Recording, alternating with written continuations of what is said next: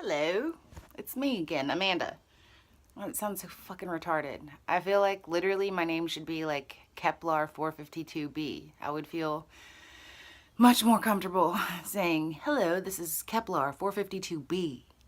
Anyways, um, my point of this video is to explain your higher self, and I'm going to be explaining with Bart Simpson.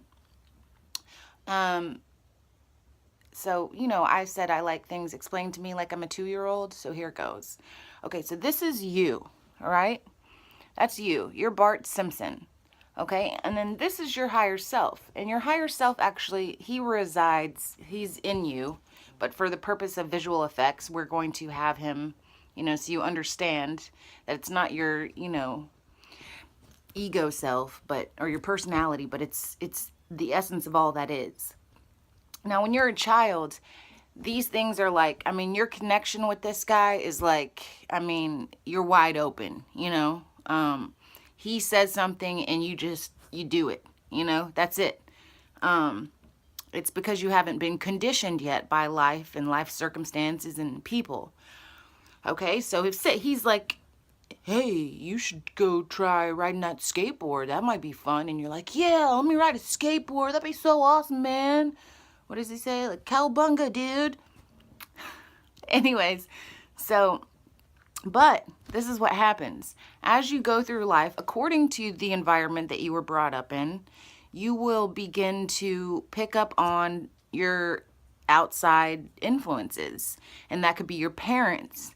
That could be other family members, friends' opinions. It could be TV, the news, advertising, all kinds of things. And what happens is, I would like to liken it to a radio, okay?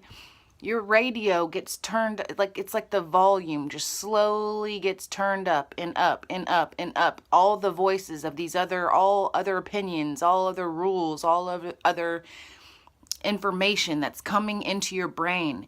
And you remember it oftentimes as just, it goes into your subconscious, so it comes back to you as thoughts. And you confuse these voices as your own thoughts. So basically what happens is your higher self is still over here. He's still like trying to direct you, like, hey, you should do this, blah, blah, blah. But since that radio dial is turned up, in AA they call it like the committee, I think Eckhart Tolle calls it your thinking mind, whatever. You know what I'm talking about. So those voices are so loud that your higher self is still guiding you, still being your compass, but you're confused. You're just like, yeah, go over here because that's what they said, and go over here. And then by the time, you're spinning in circles or you're going one direction that you don't even want to go in, but you think you do because you can't tell the difference anymore. Okay? So this is where the KidCudi song comes in, Frequency. I don't know if you've heard that song, but he says, curiosity is the key to my frequency, or something like that. I loved that song. It was like a real key piece in my awakening. So, but really, what I'm trying to say is that curiosity is the key, okay? Curiosity is the key, because your higher self it knows all. It knows what's best for you. It knows everything, okay? But because you can't hear it, he's going to start to get kind of creative, okay? He's going to do whatever he can to communicate with you. And so when I was highly asleep, I would, people would tell me that I had ADD or something, because I couldn't focus on one thing. Guess what? Sometimes you need to zone out. Sometimes when you're trying to focus so hard and you're getting angry at yourself because you're zoned out, sometimes that's your higher self's way of saying, hey, this information ain't for you. You don't need to hear this right now. It's of a negative nature, or it's going to lead you on a path that's not right for you. So I'm not saying every time you zone out it's okay. Sometimes you want to consider other people's feelings and, whatever. But a lot of times, yeah, that's what your higher self's doing. He's always guiding you. So where was I? Okay, so he's going to start to get creative, right? So he's going to start to like drop things in your place, okay? He's going to like drop a because all your thoughts sound the same. You hear them all basically in your voice. Some of you are highly creative, and you have other little voices for different people and stuff like that. You see pictures. We all do that. But mostly that stream of thoughts is going to be in your voice. So he's going to start dropping things in your head, like a song, a picture of something, and you just want to do your best to follow that. Don't allow yourself to say, oh, I'm ADD. I'm not going to, what's that? A song popped in my head. What a coincidence. I'm flighty. You could look at it that way. Or you could say, hey, a song dropped in my head. Maybe it means something. Let me go look up the lyrics to that song and see what it's all about. And see and make the connect, and then you'll naturally make a connection, or you won't, but most of the time you're going to be making a connection. It's going to be that song that was dropped into your head is going to tell you a lot about what you're feeling or thinking, or leading you in a direction that you might want to go into. It's a song that might cheer you up. It might be that a song drops in your head, it reminds you of something, and that something is, something you need to do, or it's a memory of some time in your life that might cheer you up, So he gets creative through song, okay? I want to also tell you that your higher self can relate to you in any way, Sometimes it'll drop a movie quote in my head, okay?